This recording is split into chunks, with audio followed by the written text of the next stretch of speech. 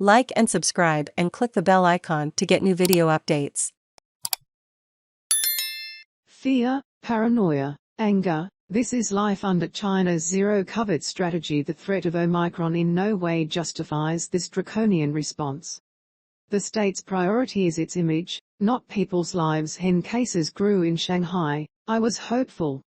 I thought there would be no way Shanghai would be like Jilin and Changshan, smaller cities that had recently locked down millions of people to contain COVID outbreaks.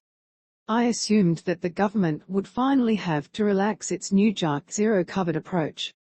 I could not have been more wrong. Restrictions throughout China have become more draconian. We call this the Shanghai effect. After 24 million people became locked down here, everything was amped up elsewhere too. I live in a smaller city near Shanghai, and life has changed significantly in the last few months, our movements increasingly restricted. Some factories in Shanghai are beginning to reopen, but it seems that other restrictions will remain until cases fall further. If there is one case in your district, thousands of people are locked down and millions tested repeatedly. Daily cases are rarely in double figures in the city where I live. But half the people I know are still in government quarantine without even having tested positive. You have to quarantine as a secondary contact, or if you previously visited what the government calls a restricted area. A family nearby have been locked down for 2 weeks after visiting a local park that subsequently became a restricted zone. They didn't even see anyone in the park. Stories such as theirs are common. All it takes is one person in your apartment building to test positive, and every resident, plus their close contacts, also have to quarantine. This is the extent of the fear. And rules combined with fear discourage people from living a normal life. Every time you go outside, you think, will this be it? Is this the trip to the wrong supermarket that lands us all in quarantine? Things could be worse, though. Most university students have been held on campuses since last October. Some have attempted to scale the walls. Some have taken to social media threatening to hurt themselves and others. It's creating a mental health time bomb. Government data shows that our city is low risk. But this categorization means nothing. As in Shanghai, most residents are unable to leave their building, compound or area code.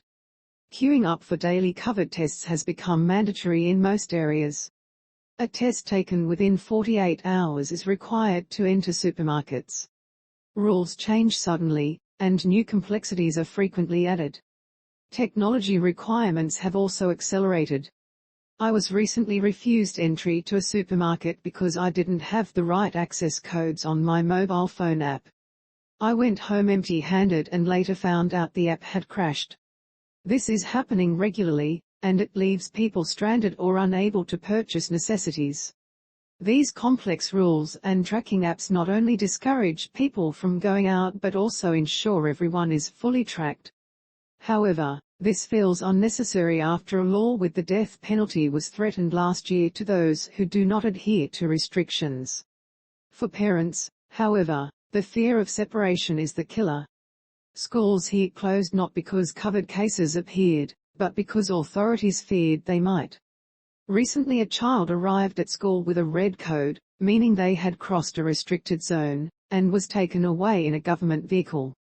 Everyone was told to remain calm, the child had not breached the school gates. Far from reducing panic, all everyone could think was, what if my child is next? The school closed shortly after.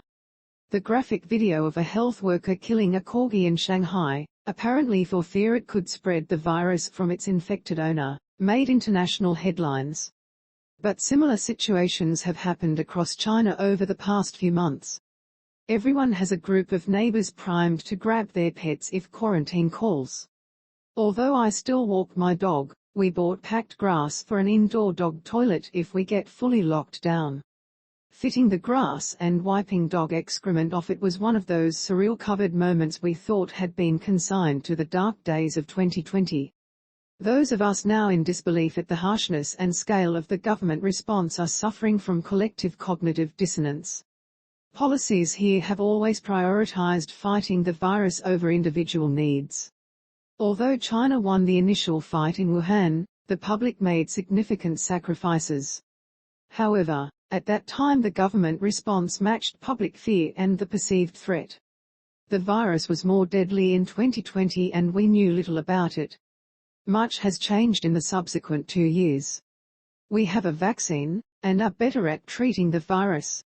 Omicron is less deadly than the initial variant. Yet the government's response is still the same. Fighting the virus has metamorphosed from being